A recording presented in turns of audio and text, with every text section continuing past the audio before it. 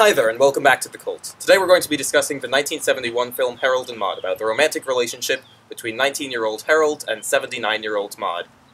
5, 4, 3, 2, 1. The movie started as a short thesis film from the screenwriter Colin Higgins. His landlady passed it on to her husband, who passed it on to Paramount, leading it to become a feature-length movie. It was directed by Hal Ashby, starred Bud Cort as Harold and Ruth Gordon as Maude, and had music by Cat Stevens. Now, Harold and Maude was not expected to be successful, and the reasons for that make sense. It's a pretty dark film, with a recurring theme of Harold faking his own suicide and frequent trips to funerals, and as Danny Peary wrote, Paramount feared that its little black comedy about the love affair between an 80-year-old woman and a 20-year-old man-child would repulse an entire nation of moviegoers. And, as expected, it was not successful. Let's play a quick round of early movie reviews. Harold and Maude has all the fun and gaiety of a burning orphanage. Art Murphy. And it was a box office failure. Except in college towns. So a new ad campaign was started aimed specifically at youth, and among young adult audiences, the movie took off. And it maintained its popularity, breaking longevity records in Montreal, Minneapolis, and Detroit. Most notably, it ran for 3 years at the Westgate Theatre in Minneapolis, leading to residents picketing in order to have management replace the picture. Actors started attending the screenings, and people booed them.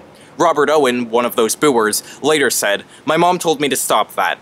The protest was not against the movie or actors, but to get the theater to run some other films." But why did it gain its cult success? The music of Cat Stevens is a part of it, but I'd say it's more that it's just very contradictory. It's a warm and fuzzy black comedy, a rom-com with fake suicides as a running gag.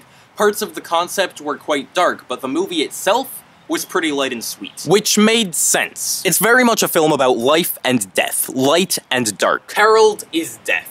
He drives around to funerals and fakes his own death 8 times throughout the film. He's the character that enjoys being dead, even has an obsession with it. And Maude is life. She's lived through horrible things, with it being implied that she's a survivor of Auschwitz, but she still has an incredible amount of energy and optimism. The terrors of her past made her love life and embrace it. And throughout the film, they're shown to really be quite similar. A romance develops between Harold and Maude, a romance between life and death.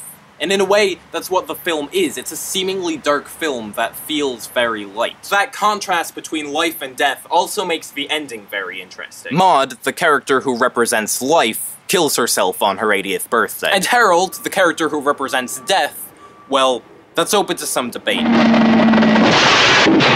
There are some who think that he actually killed himself at the end of the film, driving himself off the cliff with his free spirit dancing above. The more common interpretation, though, is that he drove his hearse off the cliff, now embracing life and no longer having an obsession with death. So Maude, life, learns to accept death, and Harold, death, learns to embrace life. I think as an audience we do the same. The grimness of it has us accept death, and the sweetness of it has us embrace life. And with that, the Cat Stevens music certainly helps. It's a refreshing and unusual film, one that is perhaps too bizarre to be loved by everyone, but is charming enough to be loved by many. So what started as a 20-minute thesis lived on for years. It was adapted into a Broadway play and a French TV movie. It was selected for preservation in the National Film Registry of Congress in 1997, and people who hated the film when they first saw it returned to it, and found things to love in it. Harold and Maude is a weird movie. Its tone doesn't seem to fit its plot, and lots of things don't seem like they should work.